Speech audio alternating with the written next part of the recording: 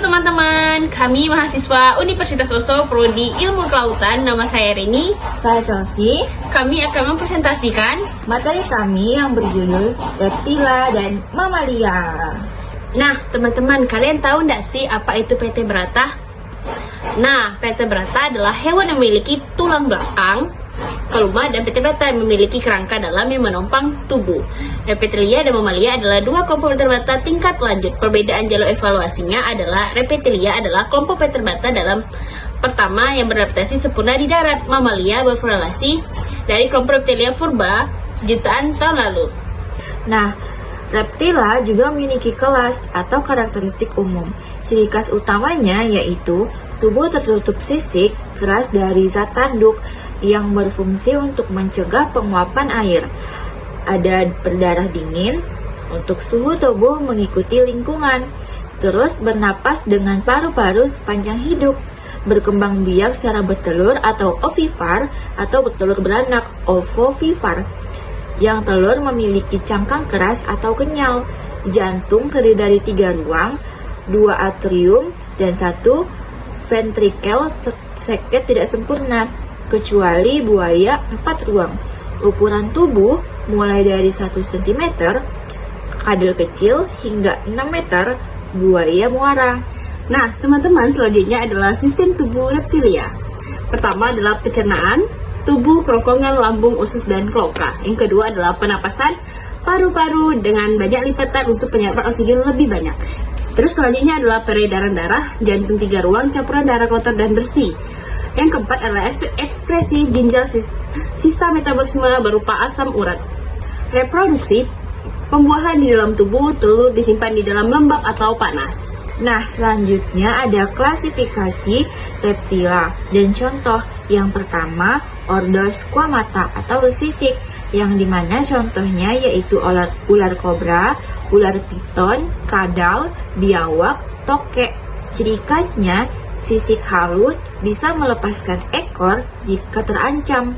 Yang kedua ada ordo Testudines, berpenyu. Contohnya yaitu penyu hijau, kura-kura darat, labi-labi. Ciri tubuhnya, tubuh dilindungi tempurung tulang. Yang ketiga, ordo krokodila atau buaya. Contohnya buaya muara, buaya air tawar, atau aligator. Ciri-cirinya yaitu jantung 4 ruang, hidup di air tawar maupun laut. Yang keempat, ordo Rhizocephalia. Contohnya tuatara, hanya di Selandia Baru. Ciri-cirinya kerabat purba reptila yang masih ada. Selanjutnya adalah habitat reptilia. Hidup di daratan kering, hutan, sungai, rawa, hingga laut. Dan di Indonesia, buaya muara, biawak komodo, NTT, dan penyu belimbing dan ular sawah. Menghindari daerah sangat dingin karena berdarah dingin. Tidur musim dingin jika suhu turun. Selanjutnya ada kelas mamalia atau karakteristik umum.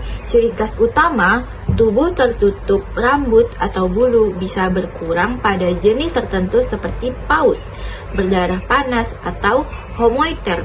Suhu tubuh tetap stabil 36 sampai 30 derajat Celcius. Memiliki kelenjar susu untuk memberi makan anaknya. Bernapas dengan paru-paru, umumnya melahirkan anak vivipar, kecuali kelompok berparuh. Jantung terdiri dari 4 ruang sempurna, tidak ada campuran darah. Memiliki gigi yang beragam sesuai jenis makanan.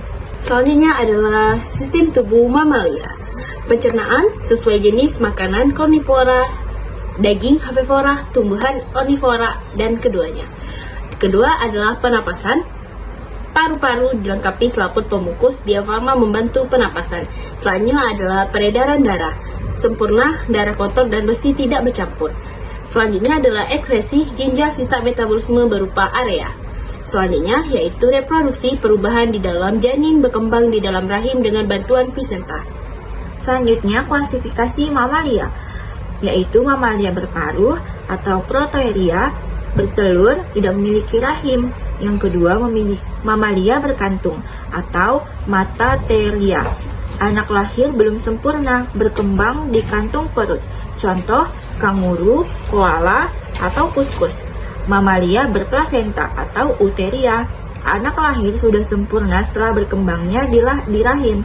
Contoh pemakan daging yaitu harimau, singa, serigala. Pemakan tumbuhan seperti sapi, kuda, dan gajah.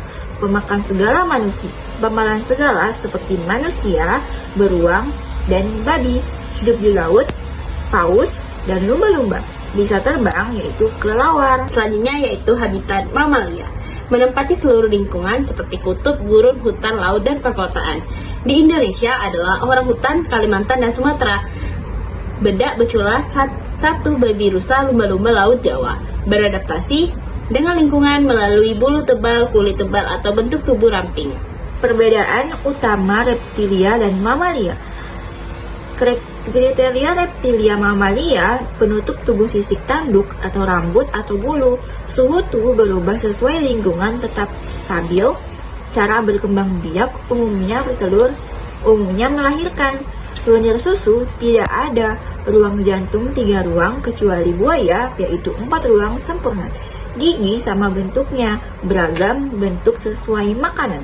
Selanjutnya adalah peran dalam ekosistem dan manusia. Para reptilia adalah pengendali hama, serangga, dan tikus, ular atau kadal, sumber bahan makanan dan kulit, indikator kesehatan lingkungan perairan. Selanjutnya yaitu peran mamalia, penyembuhan dan penyebaran biji tumbuhan, sumber pangan, tenaga kerja, dan bahan sedang, menjaga keseimbangan rantai makanan, objek penelitian biologi dan kedokteran. Terus ada ancaman dan pelestarian. Ancaman utama yaitu perusak habitat hutan dan perairan, perburuan liar untuk diambil kulit, daging, atau diperjualbelikan, perubahan iklim dan polusi. Upaya pelestariannya yaitu cagar alam dan taman nasional, misal TN Komodo atau TN Ujung Kulon, penangkapan hewan langka, hukum perlindungan hewan terancam punah, dan edukasi masyarakat. Kesimpulannya adalah reptilia adalah hewan berdarah dingin, berisik, bertelur, dan hidup di berbagai lingkungan darat maupun air. Dan mamalia adalah hewan berdarah panas, berbulu, menyusui anak, dan paling beragam bentuk serta habitatnya. Keduanya memiliki peran yang sangat penting dalam menjaga keseimbangan alam. Banyak jenis terancam punah sehingga butuh perlindungan bersama. Mungkin hanya ini materi yang dapat kami sampaikan, kurang lebihnya kami mohon maaf. Wassalamualaikum warahmatullahi wabarakatuh. Bye.